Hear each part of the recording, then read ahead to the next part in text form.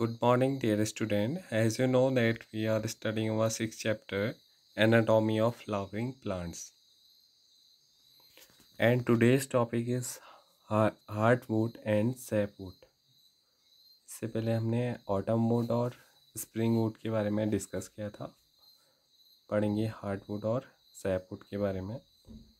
In old trees, the greater part of secondary xylem is dark brown due to the deposition of organic compound like tannins, resin, oil, gums, aromatic substance, and essential oil in the central or innermost layer of the stem.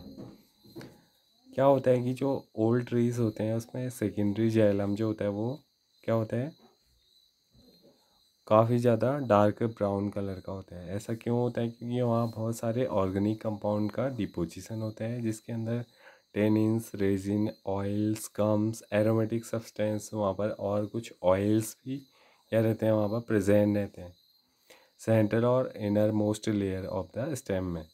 These substance make it hard, और इसके वजह से जो would है वो काफ़ी क्या हो जाती है, हार्ड हो जाती है, ड्यूरेबल हो जाती है and resistant to attack of microorganism and insect. और वहाँ पर कोई भी माइक्रो ऑर्गेनिज्म या फिर इंसेक्ट अटैक आसानी से नहीं कर पाते हैं.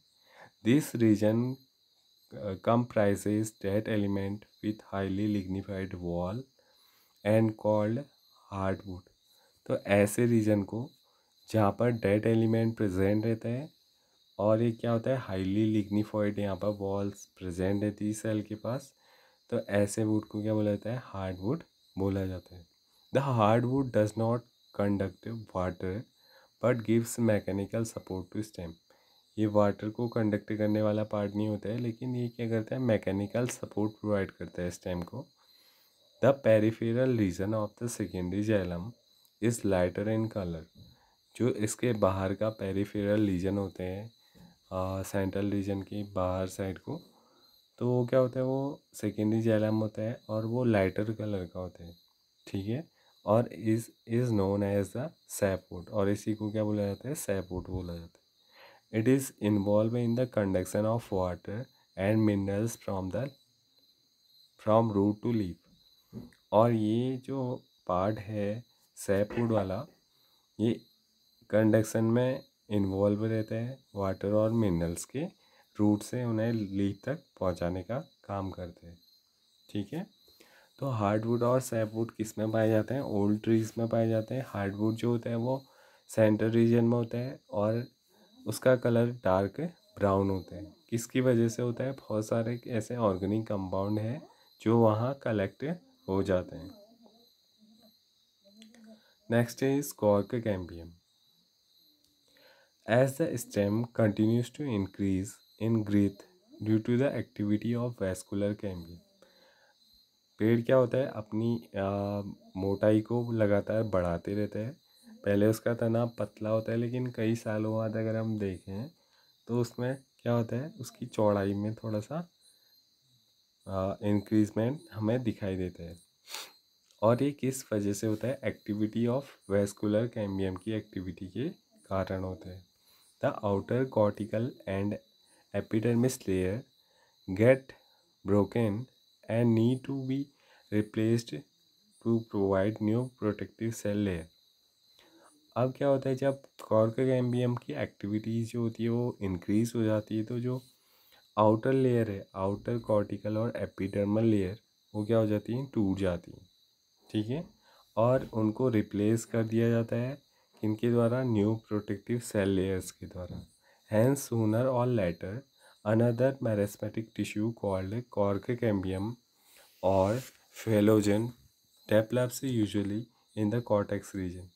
इसके बाद क्या होता है, जब आउटर जो लेयर है, एपिडर्मल लेयर या फिर कॉर्टिकल लेयर, वो ब्रेक डाउन हो जाती है और एक नई प्रोटेक्टिव लेयर उसके बाहर अंदर से बन जाती है.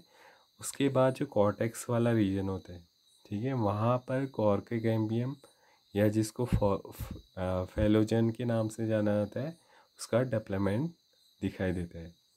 Phellogen is a couple of layer thick. ये कुछ 2 3 4 5 लेयर्स की थिक मोटी सी एरिया है फेलोजन वाला. It is made up of narrow thin walled and nearly rectangular cell. इसकी जो सेल्स होती हैं वो बिल्कुल नैरो शेप की या फिर थिन वॉल्ड वाली होती हैं और इनका शेप रेक्टेंगुलर होता है. ठीक है. Phellogen cut off cell in on both side. और क्या होता है, जो फेलोजन होते हैं वो सेल को दो भाग्स में या दो पार्ट्स में हमें या उस सेल को डिवाइड कर देते हैं. The outer cell differentiate into cork और phellem while the inner cell differentiated into secondary cortex और फेलोडर्म. जब फेलोजन कट करता है किसी सेल को तो जो आउटर पार्ट होता है सेल का वो क्या होता है, वो कॉर्क बनाता है और जो इनर पार्ट होता है वो सेकेंडरी कॉर्टेक्स को बनाने का काम करता है. The cork is impervious to water due to suberin deposition in the cell wall.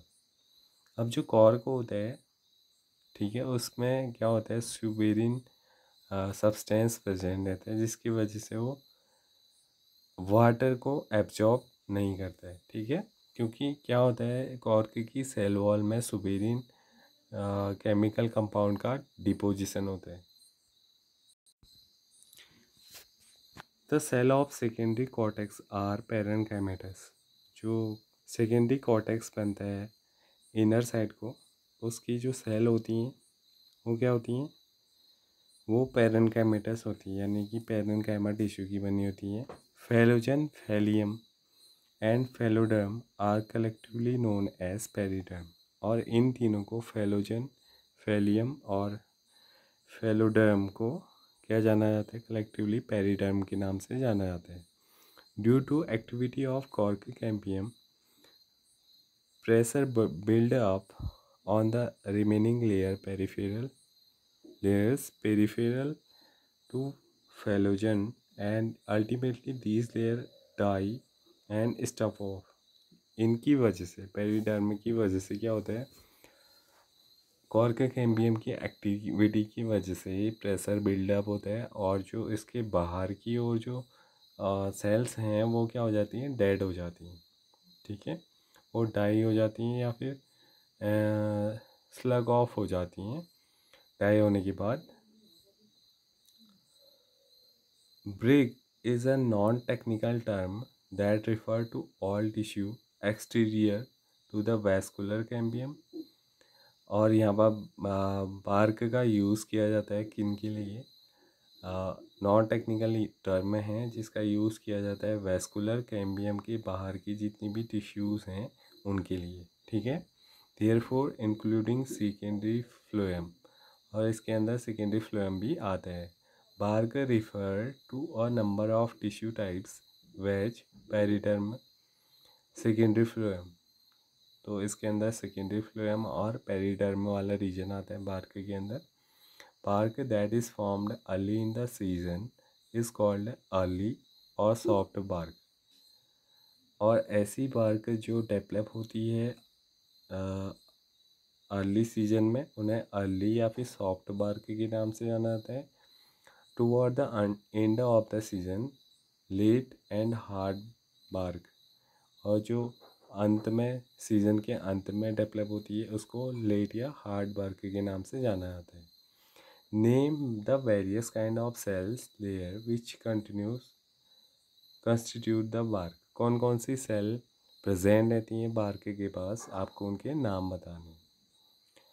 All certain regions the phelogen cut the closely arranged parenchymatous cell on the outer side instead of cork cell.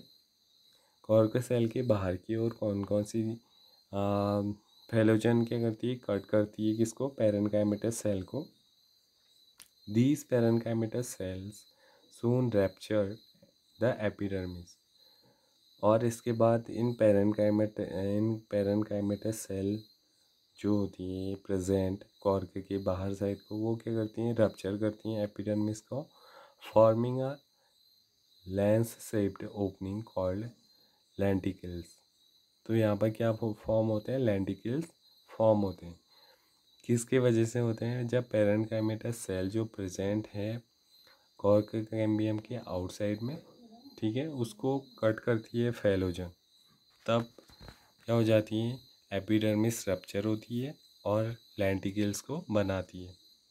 Lenticels permit the exchange of gases, the outer atmosphere and the internal tissue of the stem. और lenticels से exchange of gas होता है यहाँ पर lenticels के अंदर। ये outer atmosphere से इनर टिश्यू के इनर इंटरनल जो इन्वायरमेंट है वहाँ पर गैसेस को अंदर और बाहर की ओर निकालने का काम करती है। This occur in most woody trees, और जो मोस्ट वुडी ट्रीज हैं उनमें ये प्रेजेंट रहती है।